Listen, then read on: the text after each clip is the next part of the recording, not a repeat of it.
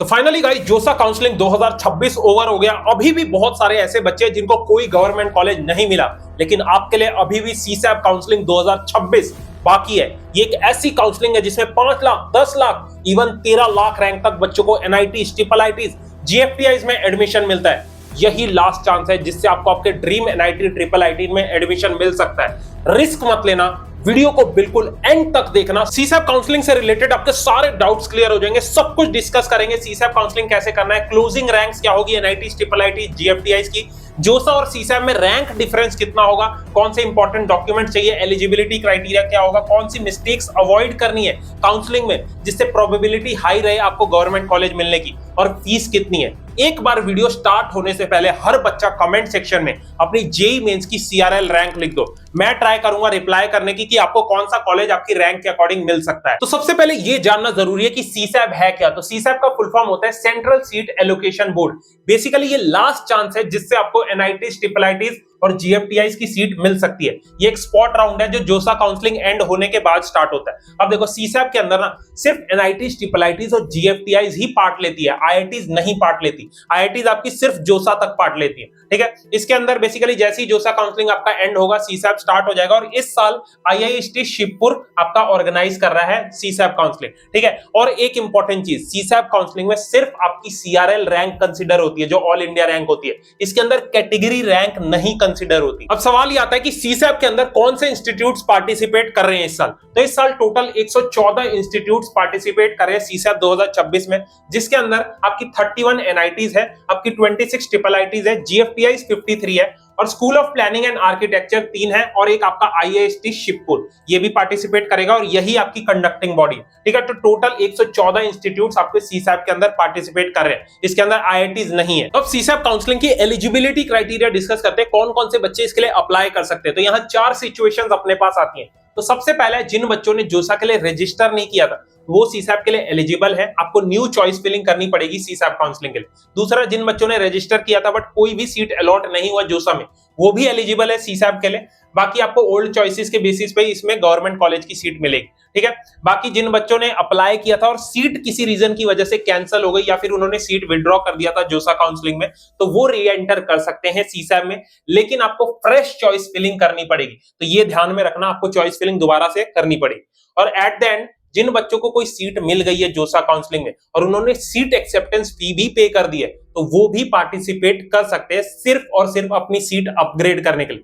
मान लो आपको सीसैप में कोई गवर्नमेंट कॉलेज अलॉट हो जाता है, तो जो जोसा वाली सीट है वो अपने आप कैंसिल हो जाएगी, ठीक है। तो ये स्टूडेंट्स हैं जो एलिजिबल है। बाकी यार आगे बढ़ने से पहले एज अ बड़ा भाई मैं आपको रियलिटी बता देता हूं। देखो सीसैप काउंसलिंग बहुत ही अनप्रिडिक्टेबल है। हाई चांसेस है कि आपको कोई कॉलेज नहीं मिलेगा, और मिल भी गया तो वही टियर 3 का कोई गवर्नमेंट कॉलेज मिलेगा, जिसके अंदर कोर ब्रांचेस मिलेंगी, लोअर ब्रांचेस मिलेंगी, जिनका सिर्फ एवरेज पैकेज 3 से 4 लाख का लगता है, और वही 10 साल पुराना आउटडेटेड सिलेबस और करिकुलम पढ़ाते हैं, जिसकी एआई मार्केट के अंदर कोई भी डिमांड नहीं है, बिल्कुल इररेलेवेंट है, ठीक है। तो मैं आपको एक सेफर ऑप्शन बता देता हूं।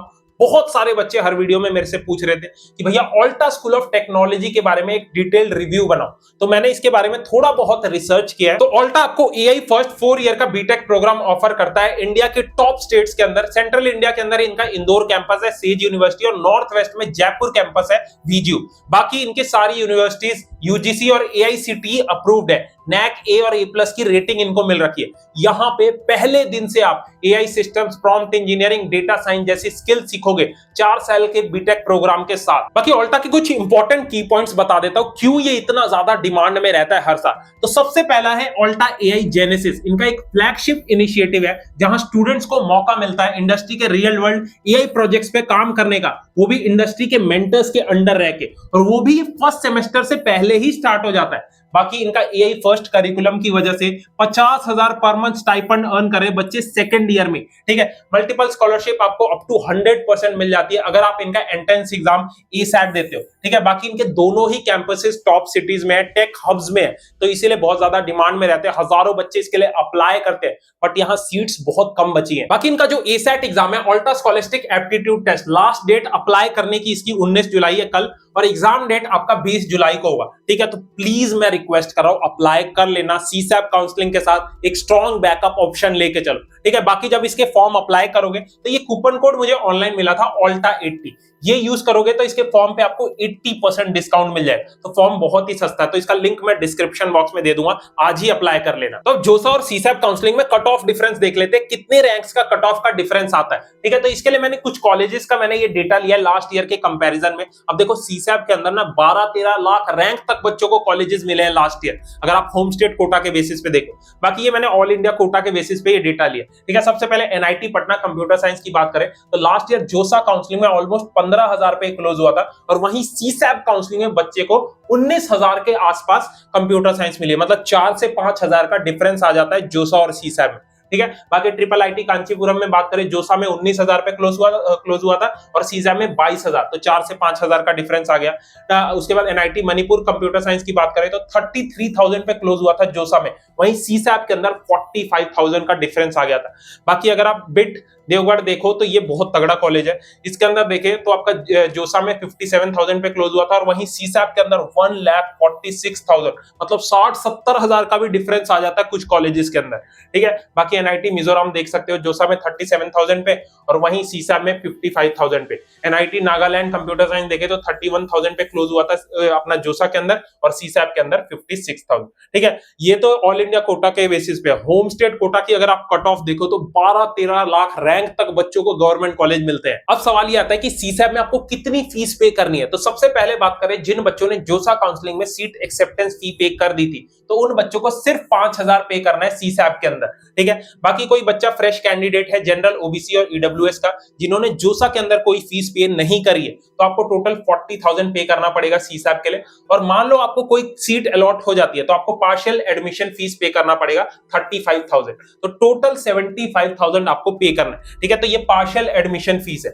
ठीक है। बाकी अगर आप एससी एसटी पीडब्ल्यूडी से हो तो आपको सीसैप के लिए 19,000 पे करना है और पार्शियल एडमिशन फीस 16,000, ठीक है। तो एट द एंड ये डिस्कस करते हैं कि सीसैप काउंसलिंग के लिए कौन से इंपॉर्टेंट डॉक्यूमेंट्स है जो अभी से आपके पास होने चाहिए। देखो हर साल बहुत से बच्चे होते हैं जिनको सीसैप में सीट तो मिल जाती है बट उनके पास डॉक्यूमेंट ना होने की वजह से उनकी वो सीट भी चली जाती है, ठीक है। तो ये सारे इंपॉर्टेंट डॉक्यूमेंट्स हैं जो आपके पास होने चाहिए। तो पहला है क्लास 10th की मार्कशीट या फिर बर्थ सर्टिफिकेट, ये डेट ऑफ बर्थ प्रूफ के लिए आपके पास होना चाहिए, ठीक है। जेईई मेन 2026 का एडमिट कार्ड होना चाहिए, अपना पीडब्ल्यूडी सर्टिफिकेट होना चाहिए अगर आप पीडब्ल्यूडी कैंडिडेट हो, मेडिकल सर्टिफिकेट होना चाहिए सीसैप के फॉर्मेट के अकॉर्डिंग, ठीक है। उसके बाद क्लास 12th की मार्कशीट और सर्टिफिकेट होनी चाहिए, कैटेगरी सर्टिफिकेट होना चाहिए अगर आप एससी एसटी ईडब्ल्यूएस और ओबीसी एनसीएल से बिलोंग करते हैं। उसके बाद आपके पास बैंक डिटेल और चेक पासबुक की इमेज होनी चाहिए और सीट अलॉटमेंट लेटर होना चाहिए सीसैप का, ठीक है। तो ये सारे डॉक्यूमेंट्स अभी से तैयार रखो, ठीक है। आई होप आपके सारे डाउट्स क्लियर हो गए।